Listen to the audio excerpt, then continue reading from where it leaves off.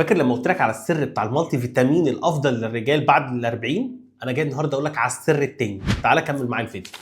قلت لك ان المان ماكس من ليميت ليست هو افضل مالتي فيتامين بعد ال 40 ممكن تاخده، وسعره مناسب جدا جدا. تعالى بقى اقول لك على السر التاني. لو انت محتاج طاقه اكتر، روح الجيم، محتاج باور، ليميت ليست باور ماكس. في سؤال هو جه في دماغك دلوقتي، هو ينفع الاثنين يتاخدوا مع بعض؟ هقول لك اخر الفيديو. بس تعالى اقول لك دلوقتي فوائد الباور ماكس. بيرفع معاك هرمون التستوستيرون عشان في الجينسنج، كمان في تريبلس وفي الماكا اللي العشبه اللي الناس كلها بتتكلم عنها، وكمان في زنك اللي اي راجل فوق ال 40 محتاجه.